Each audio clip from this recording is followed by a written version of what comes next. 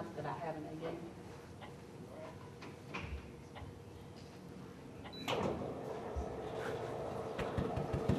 We on? We on? Okay.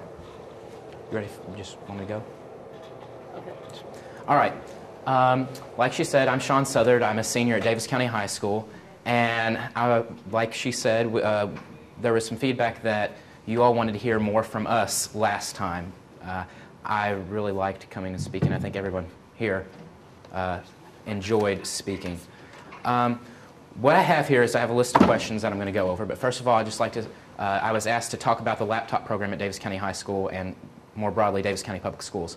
I've been exposed, along with Adam, who's also from Davis County, to the laptop program for 4 years now. And I could do nothing more than praise it as much as possible because it has been a great experience for me.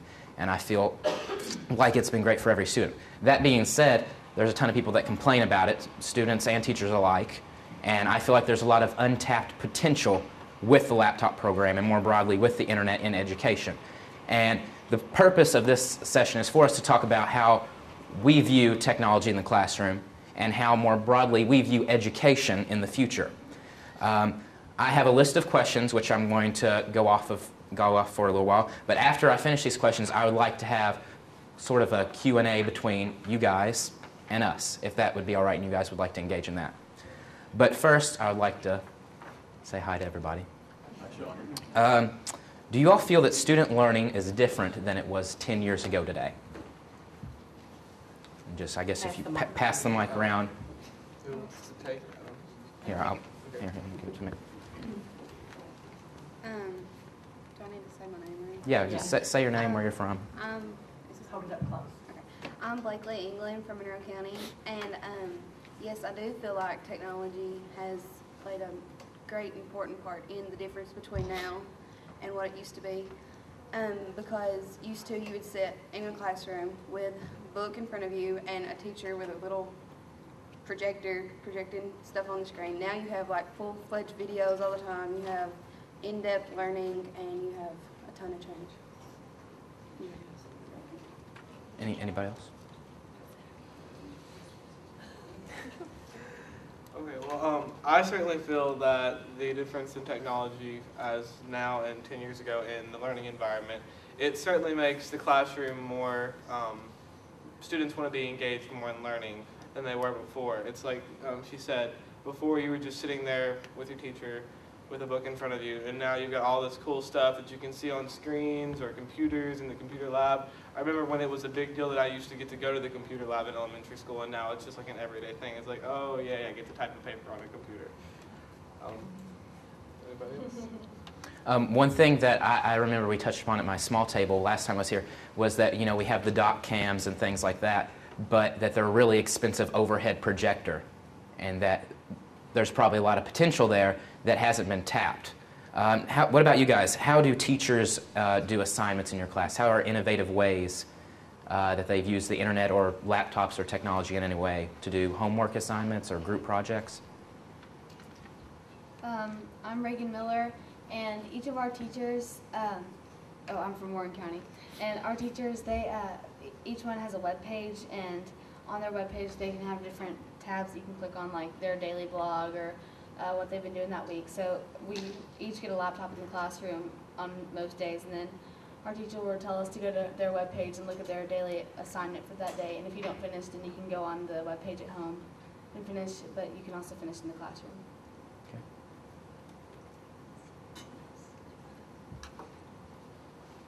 I've had many different teachers. They prepare different types of PowerPoints. They teach completely from a PowerPoint. They also use, at Davis County, we use a page called Moodle, and they'll post assignments on there or activities. Maybe they'll have some type of, like my statistics teacher, he would have us take down some type of data, and we'd compile our data and then use that to create different types of confidence intervals or other types of statistical data like that. But definitely I've had many teachers that have used technology in the classroom.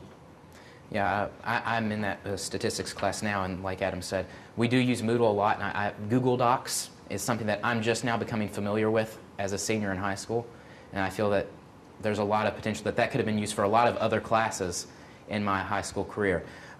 What about school overall? Do you feel that using the technology in the classroom the way your teachers in your school or your district has, do you feel that it's prepared you for your future, whether that is college and studying habits or for the workplace? I definitely do believe that. My dad, I think I told this last time I was here, my dad was just blown away by my ability to use PowerPoint to create movies.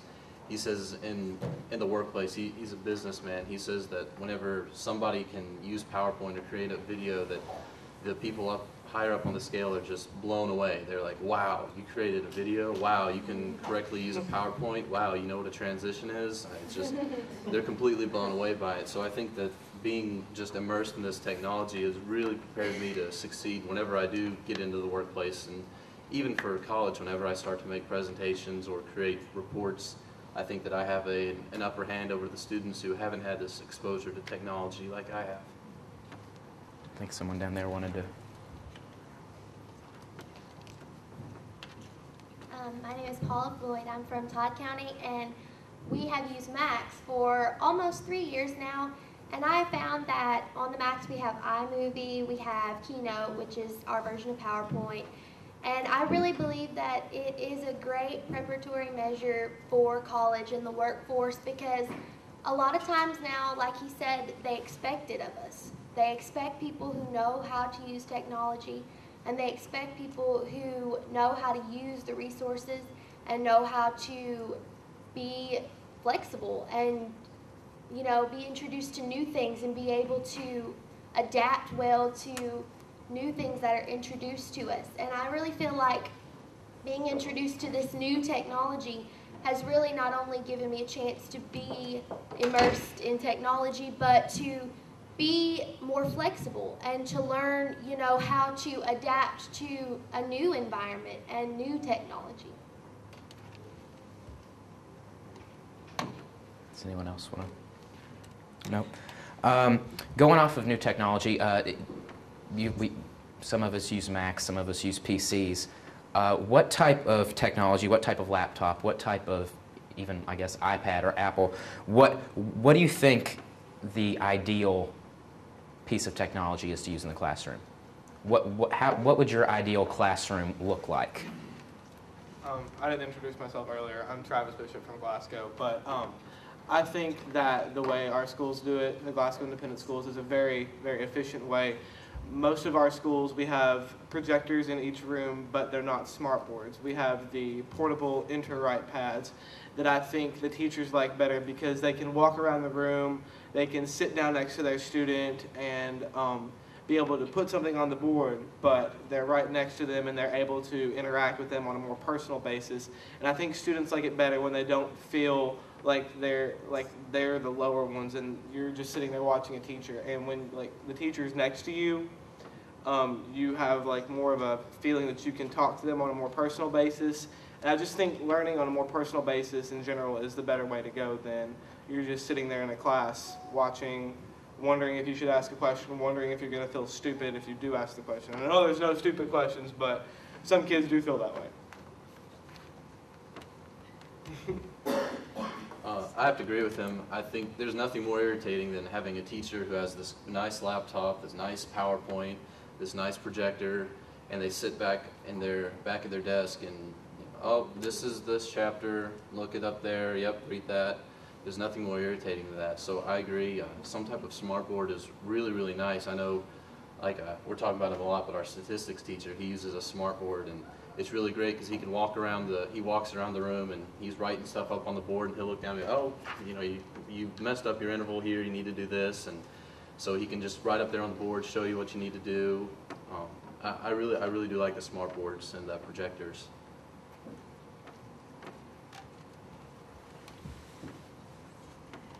But also you have to have teachers who know how to use the technology correctly and that will actually implement it into their lessons instead of say you have a teacher that's been there for a while, they have their lesson plan set. You have to figure out a way to implement technology throughout their lesson where they have their same old lesson but just a new face. So I feel that's a problem sometimes. That's probably a question. And on that note, with teachers knowing how to use technology, that also brings it back to the students learning more than the teachers by not just about the subject, but about the technology they're using. At my school, each student is assigned a laptop and an iPod Touch. And you may not think that an iPod Touch would be able to educate you as well, but students are usually expected to be playing around with it. But to my surprise, I learned some because we were learning about Rome at the time, and there's a Roman history app, and it quizzes you. And then there's other apps about world geography that we used. But I feel like I've learned so much more about how to use a laptop and how to use an iPod Touch, as well as the subject I'm learning about. I've even had to go up in front of the classroom and help my teacher when she didn't know how to work the projector or the board or her computer. So I think it impacts the students and the teacher in both ways. We've talked about the future of technology in the classroom. What are you guys seeing happening with, like, 2015? What do you think going to school will mean? Do you think there will be more online classes? Do you think there will be more things like Moodle, more things like Google Docs? What do you see happening?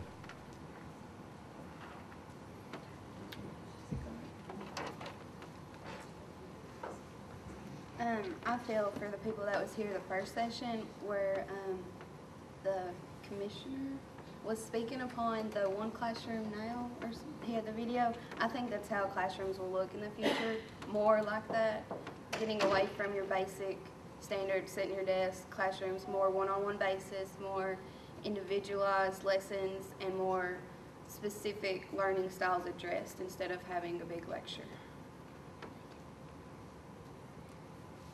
In addition to that, I've also heard a whole lot about being able to do the online classes, and when you're not able to be at school, when you are doing something else, you're able to have quick access to your assignments, quick access to your classroom, to your teachers. I really feel that that's important because, you know, as students, we have lives outside of school. There are days, you know, when we are going to have to miss for something. I mean, we are students. I just feel like it would be really important by 2015 to be able to make it to where when we can't be there, when we can't actually be in class for something, that we are able to go back and see what we missed and be able to do the assignments outside of the classroom as well as in the classroom. On the missing assignments thing, at our school, our teachers record some of their lessons. So, like, when you go home, you can, and if you missed school that day, you can still be a part of the classroom environment. And it's really neat, just an idea. I was just sitting here looking and thinking about this. You know, whenever I go to school, we have laptops, but back in the past, whenever people would go to school, they'd take one of these that has their paper and their pen, they take their books, and I think on the hardware side of it, you know, by 2015, maybe 2020, you'll take this, but this is all you're going to take, and there's not going to be a pad of paper in there. You're going to have your iPad right there, and you might have your calculator right there, and that's all you're going to take to school, because you can have your books, you can have your word processing, you can have, you know, your calculator to help assist you, and I think that on the hardware side, this is all you're going to be taking, but instead of having a pad of paper and a pen, you're going to be taking an iPad or some type of device like that, because if you look at it, the tablet computer is really, really new. It's only been out for about 2-3 years. In 10 years, I mean, it's going to be amazing what a tablet computer will be able to do. So I definitely think that that's the future of technology. And no heavy backpacks, no 50-pound heavy backpacks. It'll weigh just as much as this pad of paper. You'll see students just carrying this around everywhere. Now, do your all's technology in your classroom, do you have textbooks on your computer or on your iPod Touch? I don't know if that would work, but do you have innovative ways of how that works? For some classes, it's different for all the classes. Some, they have on the webpage, if you go to the teacher's website, you can click and download a PDF or download a file that'll pull up all the information in the textbook and actually the pictures and everything that are in the textbook. And for some classes, they give you a website that you can go on and you can click and type in a certain page that you want to go to if you forget or you leave your textbook at school. or if you don't want to carry it home. So there's different ways to have access to that, but they definitely make that a possibility. Anyone else on that? What about the role of your teacher in 2015? Do you think that'll be different? Do you think they will be as engaged or more engaged, or how do you think that'll be different?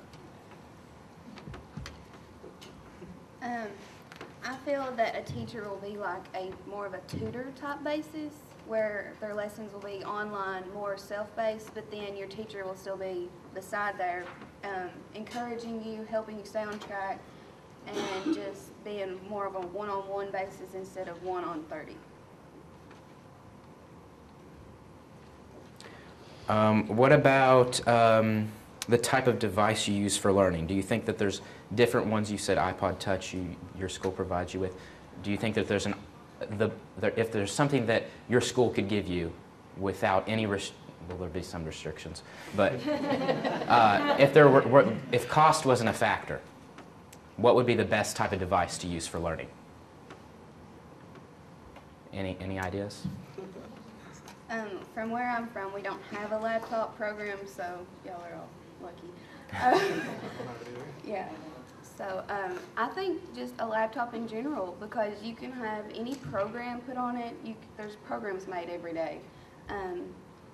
But we had the question last time about what program you would like to implement. Yes. My ideal program would be like a backpack program where you have a app that you could click on. It would be just like looking into your backpack.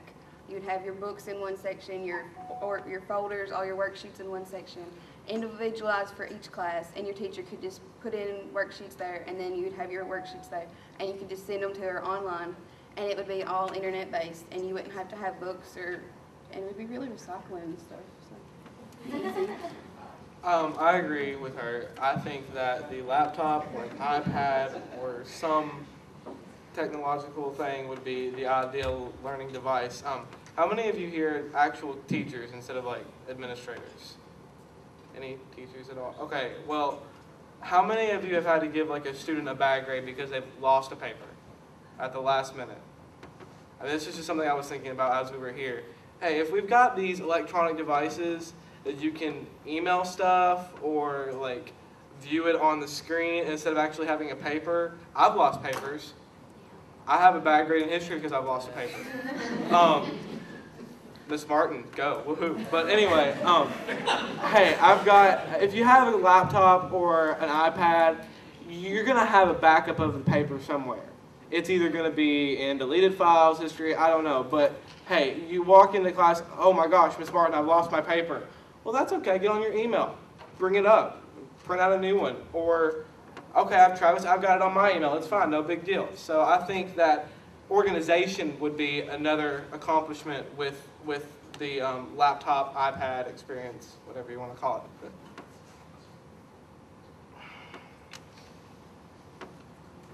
Like I said, I really think some type of tablet computer is the way to go. The only problem I have with the iPad or a tablet computer is I'm a taller, bigger guy. My hands are kind of bigger. And whenever I'm typing, I kind of have a problem with typing on that touchscreen keyboard. So I think that if I could make the picture-perfect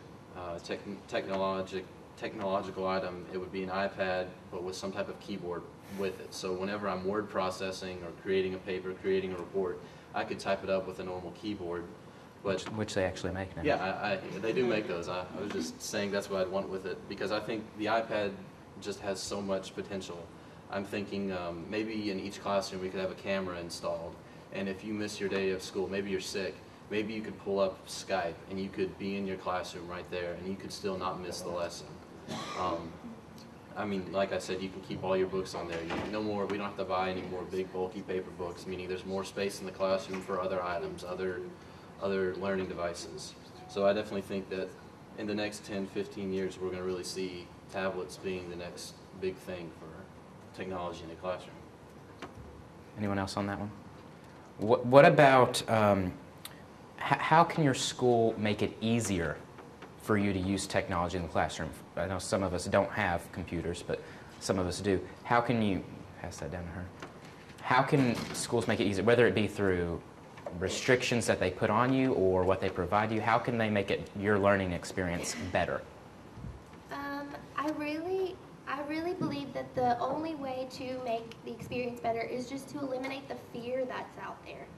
There's so much fear and just criticism of, what we can do on these things.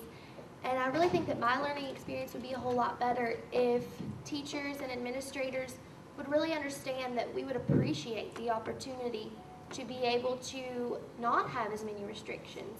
And there are students who, they will abuse those privileges, but on the same token, there's a majority of students who would really appreciate more opportunity and more of a chance to be able to experiment with things like Facebook and things like, iChat or something like that, where we can interact more with each other and there's not so much just tenseness about it.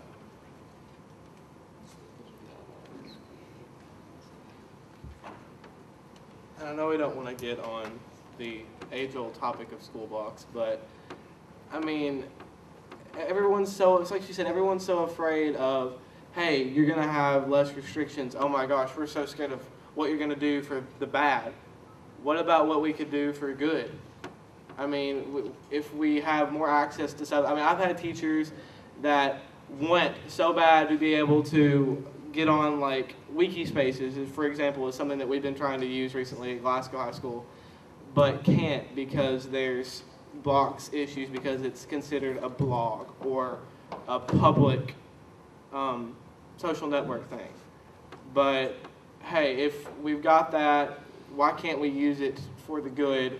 Why can't we use Facebook for the good? Turn things that can be seen as bad into good and make it productive. Why not? Why not take the chance? What are we scared of? What do we have to lose?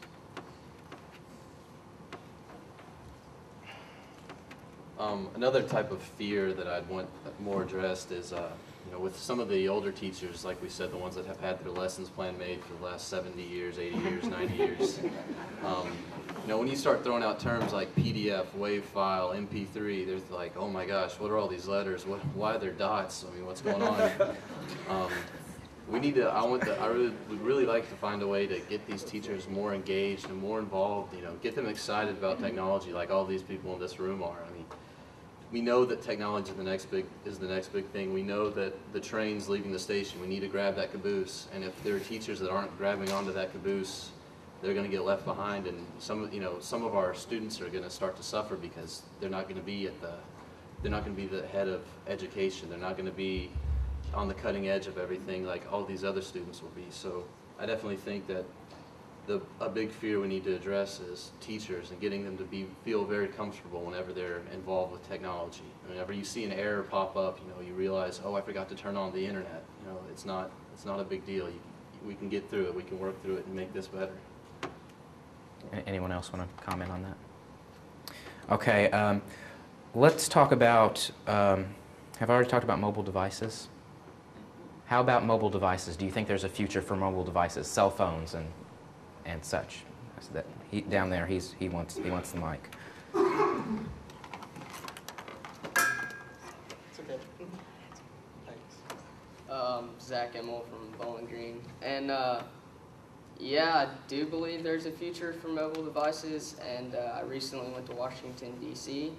and used my iPhone to Skype back to the class, which was pretty cool, and in the National Archives and all of that to my history class, and it was great. And teacher caught me up on what I missed, and while I was all in Washington, 9 hours away, so it was pretty cool. And eventually, the iPhone and the Android, there's going to be apps where you can type papers on those.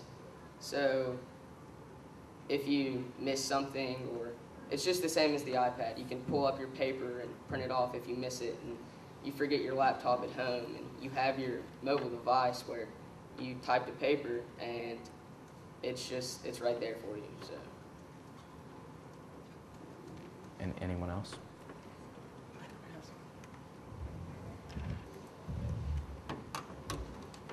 Let's play past the mic. When teachers think of a student having a cell phone, they think texting, Facebook, taking pictures, doing stuff that's not useful to educate to educate them. But when you don't think about it, that's of course when you think that, it's the first thing that comes to your mind. But I would have never thought about Skyping my class from DC or from anywhere. I know one school in particular, and there's a middle school and an elementary school, and they Skype each other. And now you have the new iPhone app where you can do it off your phone. So I think that each student, if they had their iPhones at school or they had just any phone, and they were able to Skype, they could educate the ones below them so that they're prepared for using the technology when they get into middle school. And although there are students who would abuse the privileges of texting and Facebook on their phone, I think there are those that would use it in a good way, like Skype.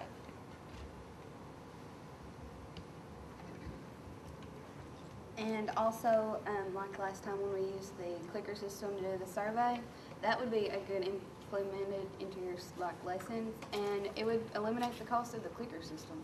Because most everybody has a cell phone, and you could just use it. And if they didn't, you could buy like 5, because that's about as many people that wouldn't have one. So, and having a place where you could use it easily. One argument I often hear from teachers at my school is that cell phones are a distraction already, and that if they allow us to have our cell phones at any time or during certain periods, that we're going to go text crazy or we're going to abuse it. She talked about that for a little bit. How would you guys confront those teachers on that?